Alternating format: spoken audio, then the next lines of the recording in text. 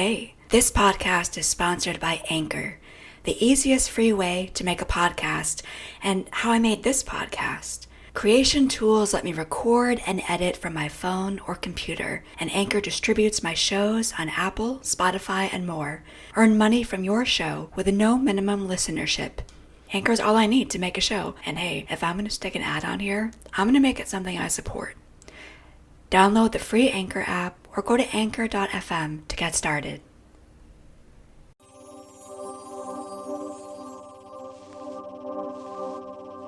You are actual living energy in physical form with this massive universal computer. You can put in any data you want, construct it and design it, and create output. But what do we mostly settle for? Day-to-day routine. And this doesn't mean you have to be fancy pants and live this big luxurious life. You can live in a treehouse in the middle of the forest and have connectivity to the earth. And no other living soul will know what you're doing, but you will. And that's what matters. That's Laura Ballet, an author and podcaster who has an interesting structural formula to help you be better at manifestation. On this episode, learn 5 techniques to change your mind and change your life. This minimalist wants more. The Enough-ism podcast is about having enough already. For more, visit IamEnough-ism.com.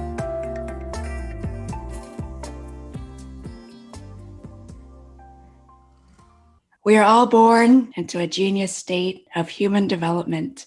I'm here to talk about this with my guest today, Laura Ballet. Hey, Laura. Hello. So, Laura, you wrote a book and you have a podcast, and they're both called The Science of Empowerment. This is a concept that was inspired by a former U.S. Olympic gymnastics coach named Chris Brennan. Chris, who also happens to be your brother, came up with something called the Jekyll Principles. Tell me about what this is and how this is the start of a journey for you to empower people from a science-based perspective. Yes. So yes, always give a shout out to my beautiful baby brother. So my brother really was the inspiration, and the book is my mad genius mind. So my brother created these 5 principles. And we love studying, he a bit more than I, quantum science. But we looked into the quantum fields of energy, positive and negative, and looking at atoms and ions and biology and how does thought heal or disrupt our body and our behaviors and our patterns. And we put the principles and the energy together. And when you really merge the principles with the power seat of choice of energy, you will become empowered. So tell me about these 5 principles. The first principle is awareness. And awareness is something unique to every person. That's the beauty of being an individual person. But there's awareness, and then there's willingness, right? So what are you aware of when you're going through a challenge? What are you willing to do about that challenge? We don't use words like hard and difficult, just challenge, right? Because you can overcome a challenge. The third principle is accountability. What is my accountability in this interaction? The fourth is critical thinking. So we take the emotionality out of it. We take the charge, the chaos, the drama, right? i.e. pattern, behavior. We take that out and we begin to think about it through the lens of critical thought. And when you really start to work that principle, and I love this principle because we're emotional creatures, we're emotional beings, which is a very beautiful aspect of the humanness of us, but it also keeps us very stuck. So when you're able to recalibrate emotion and turn it into critical thought, you're able to see those principles much more clearly, and you can move through things in a different way. And then the 5th principle is energy, and energy is in everything.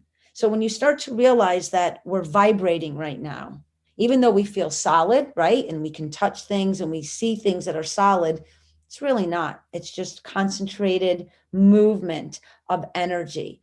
And I really love this one. It's like my favorite. I see it, I feel it, I hear it. And the more you get tuned into understanding that you and you alone can choose your frequency, your state of energy, again, you become empowered. Having an argument with your teenager, having a disagreement with your partner, having a bit of a hardship with someone at work, when you run through those principles, the awareness to what are we doing? Why are we doing it? What's creating this? And again, when you get really adept at this, you can move through this in seconds. What am I willing to do about this right now? Right? What's my accountability in it? Critical thinking, get out of the emotionality, the pattern of this, right? Because all we do is interact and react from pattern. We very rarely respond from intellectual thought. And then the energy.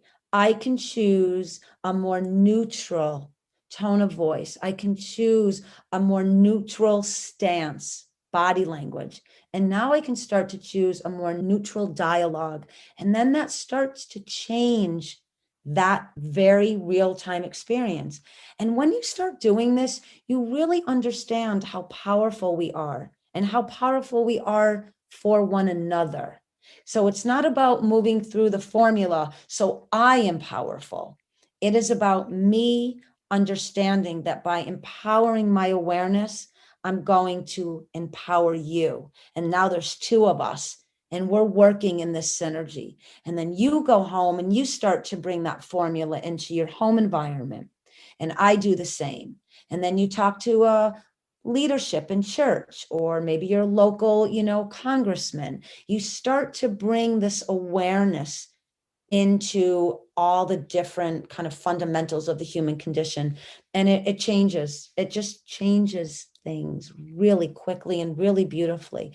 And one of the things that I write about is imagining yourself to be an architect of thought itself and being aware of how we think about things. And we don't, right? We have what, 60, 70,000 thoughts a day, and maybe we latch on to several thousand, and usually they're out of repeat, they're out of pattern. How we dialogue with people at work, how we dialogue with ourselves, our family, environment, certainly our children, our spouse, our partner. This really starts to bring this awareness of learning how to create a different language for yourself by thinking differently. And then you start to experience these really positive outcomes pretty much at all phases of what you do throughout the day.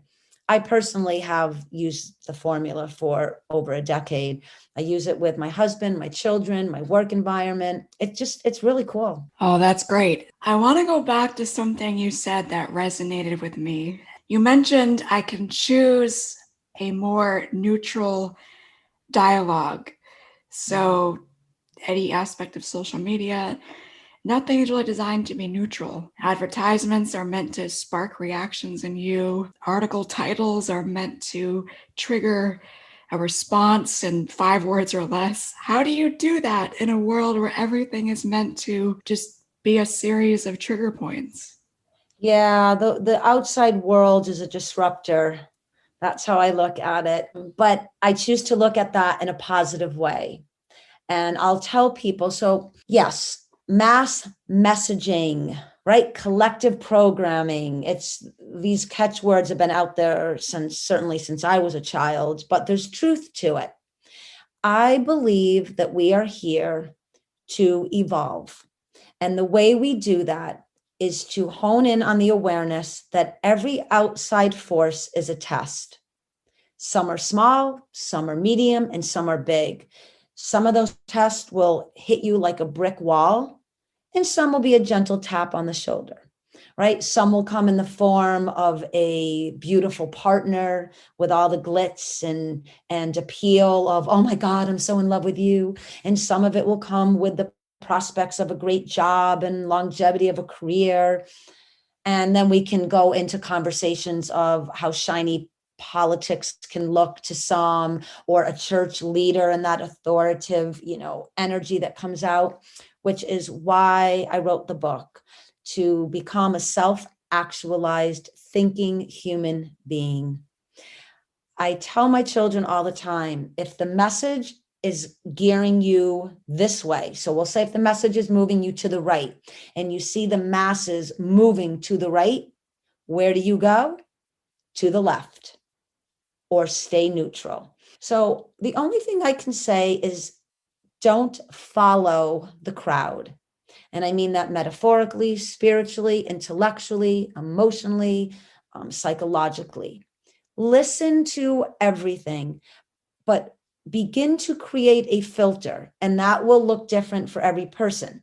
And I would say learn to have the ability to block them out. Let them pass, kind of like we look at clouds in the sky. Some are big and some actually look like something, and just observe and let it go. Don't take it into the matrix of the mind brain kind of connectivity. Don't take it into the cellular makeup of our body. Don't let it resonate and hold residence inside of us, which we all do, because from birth on up, that's how we're programmed. Begin to think outside of the norm. So we are an algorithm of patterns. Our parents, our grandparents, our great-grandparents, right? Tradition, religion, all of that plays a role in who we have become. Learn to think differently. Take in information. I always tell my children, have social graces. Listen, observe, be polite, but know what differentiates what is being told to you, what is being shown to you. Understand that packaging and marketing is very slick and very cool, but it does not care about your soul. It does not care about your consciousness or your well-being. Just know that.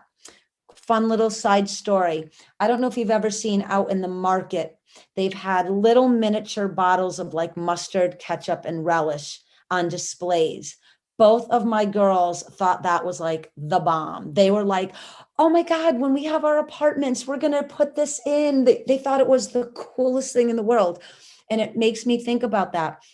My husband and I explained to them the team geniuses that sat behind this little bottle, little Heinz bottle, little mustard, and the little relish to get you to buy it for that exact reason. It came into your emotion. It fed some part of your visual hunger. So I think if individuals are willing to expand their present understanding and just for a moment suspend fear or doubt or frustration or lack of confidence, that you really have the ability to think even greater than those people that are out there doing the thinking for us. Yes, and that ketchup mustard example is great because I personally practice minimalism, and one exercise I do is, I live in a vibrant city, and the window shopping is wonderful, the fashion is great, and I get really inspired by that. And I pay attention to the emotion I feel when I look at something. Yeah. Having two very beautiful daughters that were raised on this new social media, understanding that their hippocampus is smaller than it should be because of what these, again, geniuses structured to do this to this generation. I've taught them something with shopping. When you go and you see something, because it's an emotional purchase, I want you to go home and go through your night and the whole next day. And if you can't live without it, go back to the store and get it. Don't buy on site right away, unless you're on vacation and you're somewhere and you're never going to be there again. I understand that. So for instance, my daughter, we were in the Caribbean recently and she found this beautiful pocketbook and it was reasonable. And I told her, yes, but it would be put away for Christmas because I wanted her to understand what that emotion felt like. I want that and I want that now. My mom's going to buy it for me and gimme, gimme, gimme. And she's learned now, and she was so gracious. She said, thank you, Mama. And I'll look forward to opening it at Christmas. But there was a time when that would have been a tantrum that would have caused, an issue in the store or what have you, because so many parents are afraid to put boundaries up, to create structure, and to give your children the skill set of waiting and being patient and understanding that it is a gift, that someone somewhere worked hard. Number one, mom, to afford it. Number two, she worked very hard with her grades. So it was a special gift. And it was something to have gratitude for, and not this quick kind of give me and I've got it. Because eventually they're going out in the world and they're not going to be able to have that, because they're going to have rent and mortgage and cell phone and food and health insurance and car insurance, and mom and dad can't pay for all that. Another very unique thing that I share kind of with the world is my daughter has paid for her university. And that was a very unique decision for our family to make. And boy, it was not good in the beginning. And now she has 1 year left, and she is beyond grateful that we had her pay in-state university, not go away and create $200,000 of debt so you can hang out in a dorm and party and be with boys and all that.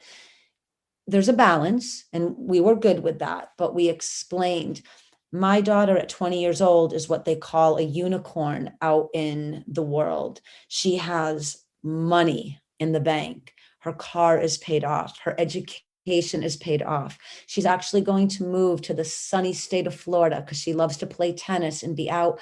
And she's going to be able to buy a home when she is under 25 years old. And we're really proud of that. And so part of that all came from the principles, running through that formula with her consistently. So eventually that skill set and that empowerment became infused in her own time, but we never gave up. And my youngest one, same thing. She gets it. She just kind of came into this world and understands this. But so this is what I tell parents, even if you cannot run the entire formula 24/7, teaching young children.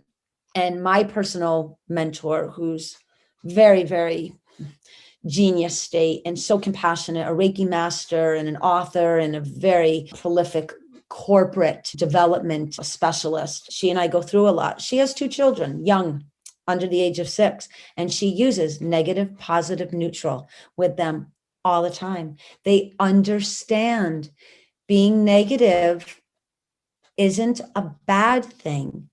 It shows you that you have the power to become neutral or positive. So it isn't that, no, you're bad, no, you can't, no, you shouldn't. It's just, are you choosing negative, positive, or neutral? And they start to realize, and some little kids are going to be like, I'm choosing negative. I'm negative. And you'd be like, okay, you own that. You good with that? You want to stay negative? Stay negative. But the rest of us are going to move into neutral and positive. When you're ready to come join us, come along. So you're teaching them from such an early stage on, you are powerful, even at 2 and 3 and 4, 7 or 9 or 12 or 17. You are in the power seat of choice to what type of human being do you want to create yourself to become. Funny story that might resonate with people out there. We had a doctor who brought their son in, and all he did was Xbox, which I don't even know what's out there now, Fortnite, whatever, but it was video madness. And they were 2 doctors, mom and dad, highly educated, in beautiful shape, and they could not get this young boy out of this habit. And he came in, I'll never forget this. He was talking to my brother, and my brother was just doing his thing, asking these questions. And, what do you like? What do you like to do? And everything he could relate to, hated school, everything. All he wanted to do was come home and play because he was addicted. And my brother said, well, when you are out of school, whether it's high school or college, what jobs are out there for like the king of the Xbox world? And he started to go down this path. And this young man, all of a sudden it clicked. Everything I'm doing is adding no value. When I am a day from now, a month from now, 5 years from now, if this is all I do now, it is all I'm going to have then. And it was really amazing. So we have the power to transform our lives and the choice. Yeah, the choice. And the choice is what empowers us.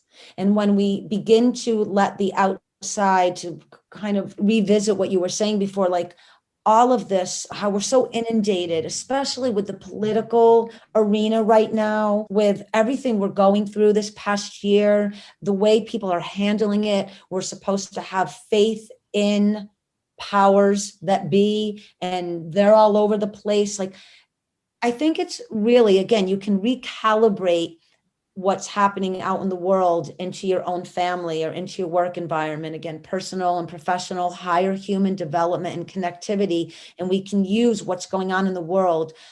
This is exactly why we don't want to be herded into the corral like sheep. It's why we don't want to follow someone else's dictation. Again, listen, research on your own. So if I'll just use this example. If you believe in getting vaccinated or you don't, that is absolutely fundamentally your position on which you believe. Do your own research. Listen to what the authorities are saying, but go deeper, go beyond that. And then some people will be like, well, I don't have time.